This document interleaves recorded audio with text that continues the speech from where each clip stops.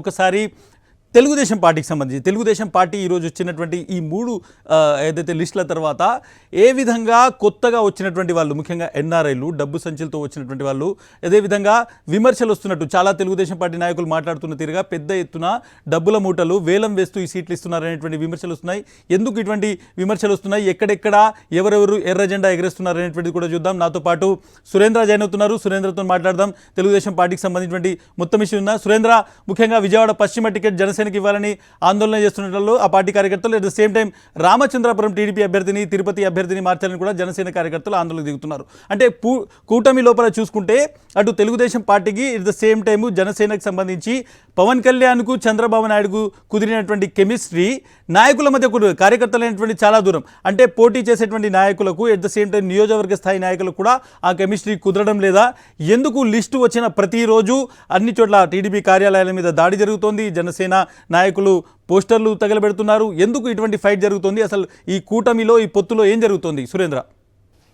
ఇస్మాయిల్, మొత్తంగా చూసుకుంటే జనసేన టీడీపీ ఎప్పుడైతే కూటమిగా జట్టు కట్టాయో చంద్రబాబు నాయుడు జైల్లో ఉన్నప్పుడు పొత్తులో మేము వెళ్తున్నాం, ఇద్దరం కలిసి ఎన్నికల్లోకి వెళ్తున్నామని పవన్ కళ్యాణ్ ప్రకటించాడు. ఆ తరువాత రెండు పార్టీల నుంచి ఇటు టీడీపీ జనసేనకు సంబంధించి 6 సభ్యులతోటి ఒక సమన్వయ కమిటీని ఏర్పాటు చేశారు. ఈ సమన్వయ కమిటీ మొదటి కర్తవ్యం ఏంటంటే ప్రతి నియోజకవర్గంలో టీడీపీ జనసేనకు సంబంధించి సమన్వయాన్ని కల్పించాలి. ఇరు పార్టీలకు సంబంధించిన నేతలు ఉన్నారు కాబట్టి అక్కడ కార్యక్రమాలు చేయాలనేది మొదటి ఎజెండాగా పెట్టుకున్నారు. అయితే దాదాపు 4-5 సార్లు ఈ సమావేశాలు జరిగినా కానీ ఎక్కడ సమన్వయం ఈ మొదటి ఎజెండా ఏవైతే పెట్టుకున్నారో ఈ 4 సమావేశాలు కూడా అదే ఎజెండాను వాళ్ళు పెట్టుకున్నారు పరిస్థితి. ఎందుకంటే పవన్ కళ్యాణ్ చాలా స్పష్టంగా చెప్పాడు, 2024లో 175 నియోజకవర్గాల్లో జనసేన పోటీ చేస్తుందని చెప్పి జనసేన కార్యకర్తలకు హామీ ఇచ్చాడు. దాంతో జనసేన కార్యకర్తలు పూర్తిగా వాళ్ళంతా కూడా పోటీలో ఉంటామని ఒక ధీమాన్ని అయితే వ్యక్తం చేశారు. సడన్ గా చంద్రబాబు నాయుడు అరెస్ట్ అవడంతో పవన్ కళ్యాణ్ టీడీపీతో పెట్టుకుంటున్నామని ప్రకటించిన తర్వాత కూడా దాదాపు 50 నుంచి 70 సీట్లు పొత్తులో మాకు వస్తాయని వాళ్ళంతా భావించిన పరిస్థితి. కానీ మొత్తం వాళ్ళ ఆశలన్నీ అడియాశలయ్యాయి.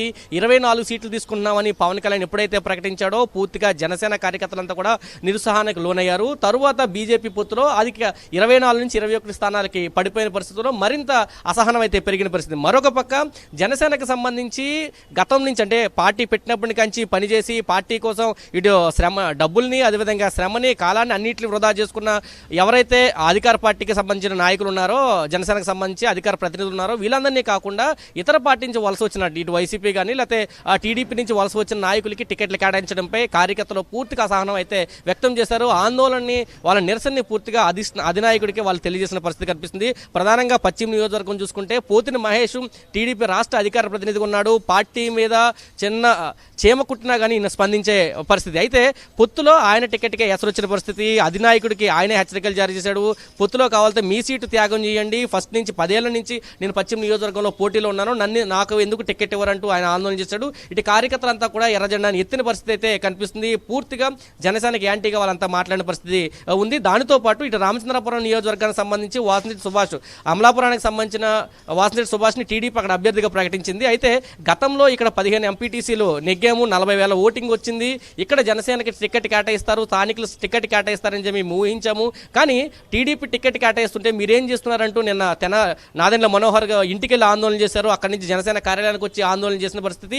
ఖచ్చితంగా అక్కడ టికెట్ జనసేనకి ఇవ్వాలంటూ వాళ్ళు కూడా ఆందోళన చేస్తున్నారు. మరోపక్క తిరుపతికి సంబంధించి ఎస్సీ కాన్స్టిట్యున్సీ అక్కడ వైసీపీ నుంచి వచ్చిన ఆర్ఎన్ శ్రీనివాస్ని అక్కడ టికెట్ కేటాయించిన పరిస్థితి. అక్కడ కూడా స్థానికులకు ఇవ్వాలంటూ అక్కడ కూడా ఆందోళన చేసిన పరిస్థితి. జనసేన టీడీపీ రాష్ట్ర కార్యాలయాలన్నీ కూడా గతంలో టికెట్ల కోసం అభ్యర్థులు వస్తే ఇప్పుడు ఆందోళన కేంద్రాలుగా మారాయి. పూర్తిగా ఆందోళన చేస్తున్న పరిస్థితి. ఇతర ప్రాంతాల నుంచి రోజు ఏదో ఒక ఆందోళన అయితే ఈ రెండు సెంటర్లో ఉంటున్న పరిస్థితి కనిపిస్తుంది. చంద్రబాబు టికెట్లు ప్రకటించిన మరుక్షణమే ఉండవల్లి నివాసం నుంచి హైదరాబాద్ వెళ్ళిపోతారు. ఎందుకంటే టికెట్లు ప్రకటించిన తర్వాత ఖచ్చితంగా ఏదో ఒక నియోజకవర్గం నుంచి కార్యకర్తలు వస్తారు, అక్కడ ఆందోళన చేస్తారు. వాళ్ళ బుజ్జగింపే పరిస్థితి ఉండదు కాబట్టి వీరిని వెంటనే మళ్ళీ హైదరాబాద్ వెళ్ళిపోవడం, పూర్తిగా అసంతృప్తులు అన్నింటినీ బుజ్జగించే పని అయిన తర్వాత మళ్ళీ ఉండవల్లి నివాసానికి రావడం అయితే జరుగుతుంది. అయితే అయినా కానీ ఖచ్చితంగా కార్యకర్తలు ఆందోళన చేస్తున్నారు. కదిరి నియోజకవర్గానికి సంబంధించి చాందుబాషకు టికెట్ ఇవ్వాలని లోకేష్ అడ్డుకున్న పరిస్థితి కూడా ఉండవల్లి నివాసంలో కనిపించింది. ఇస్మాయిల్, రైట్ సురేంద్ర, ఇంకొక విషయము, ఎవరైతే తెలుగుదేశం పార్టీలో మేము హెవీ వెయిట్స్ అని చెప్పుకునేటువంటి కొంతమంది నాయకులు, ముఖ్యంగా ఈరోజు ఆలపాటి రాజా కావచ్చు, లేకుంటే కళా వెంకట్రావు కావచ్చు, at the same time Devineni Uma, ఈ ముగ్గురి రాజకీయ భవిష్యత్తుకు ఈ ఎలక్షన్స్తో ఖతం అనుకోవచ్చా?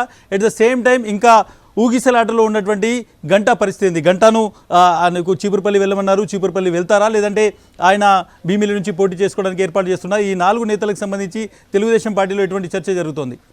అంటే ఇప్పటికే మొదటి లిస్టులో సీనియర్లకి మొండి చేయ అనేది చాలా స్పష్టంగా కనిపించింది. రెండో లిస్టులో కూడా వాళ్ళకి టికెట్లు వస్తాయని చెప్పి చాలా మంది ఆశించారు.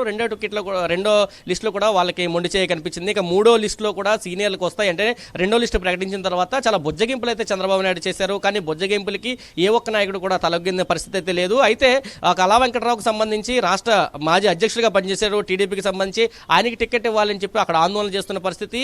మరొక పక్క దేవినేని ఉమ వసంత కృష్ణప్రసాద్ వైసీపీలోకి రావడంతో పెద్ద ఎత్తున ఆయన విమర్శనాస్త్రాలు కురిపించాడు. 100 కోట్ల రూపాయలు ఇచ్చి ఆయన టికెట్ ఆశిస్తున్నారని చెప్పారు. వ్యాపారాల కోసమే టీడీపీలోకి వస్తున్నారంటూ కూడా ఆయన మాట్లాడిన పరిస్థితి అయితే ఉంది. మరొక పక్క గంటా శ్రీనివాసరావు చీపురుపల్లి వెళ్ళాలంటే ఖచ్చితంగా అక్కడ బొత్స మీద నెగ్గే పరిస్థితి అయితే లేదు. ఎందుకంటే బొత్సకి అక్కడ స్థానికంగా మంచి పట్టుంది, పార్టీ మీద మంచి అభిమానం ఉంది. కాబట్టి చీపురుపల్లిలో ఖచ్చితంగా నేను ఓడిపోతాను కాబట్టి నాకు భీమిలి టికెట్ ఇవ్వాలంటూ కూడా గంటా చెప్పాడు. అనుచరులతో సమావేశం పెట్టుకున్న పరిస్థితి కూడా ఉంది. అయితే గంటా చెప్పిన దాన్ని కూడా టీడీపీ పట్టించుకోలేదు. మరొక పక్క ఆలపాటి రాజా తెనాలికి సంబంధించి ఆయన టికెట్ ఆశించారు.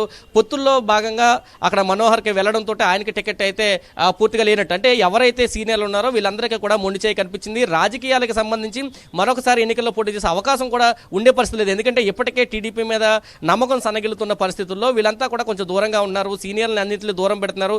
ఎవరైతే అంటే లోకేష్ హవా ఈ కాలంలో పెరిగింది. ఎవరైతే యువకులుగా ఉన్నారో లోకేష్తో ఉన్నారో వాళ్ళకి టికెట్లు ఇవ్వాలని పట్టుదల పట్టడం. రెండు ఎవరైతే డబ్బులు పెట్టగలరో వాళ్ళకి టికెట్లు ఇచ్చే ఆలోచనలో టీడీపీ ఉన్నట్టు చాలా స్పష్టంగా కనిపించింది. దానికోసం సీనియర్లకి పూర్తిగా పాడి కట్టారనే చెప్పచ్చు. టీడీపీలో సీనియర్లంతా కూడా పూర్తి అసంతృప్తులు. ఎందుకంటే బోడే ప్రసాద్ కూడా పెనమలూరులో చాలా పెద్ద ఎత్తున పోరాటం చేసి టికెట్ సాధించుకున్న పరిస్థితి కూడా ఉంది. అవసరమైతే నేను రెబల్గా వేస్తానన్న భయంతో మళ్ళీ అక్కడ వైఎస్ఆర్సీపీ ఎక్కడ గెలుస్తుందన్న భయంతో బోడేకి ఇచ్చారు తప్ప బోడే మీద ప్రేమ అయితే ఎక్కడ లేదు. ఖచ్చితంగా ఈ నిరసనలన్నీ కూడా టీడీపీ సీనియర్లు మోసం చేయడం కానీ లేకపోతే నిరసనలన్నీ కూడా టీడీపీకి సంబంధించి ఉండవల్లి నివాసానికి అయితే తాగుతున్నాయని చెప్పొచ్చు. ఇస్మాయిల్. రైట్ సురేంద్ర.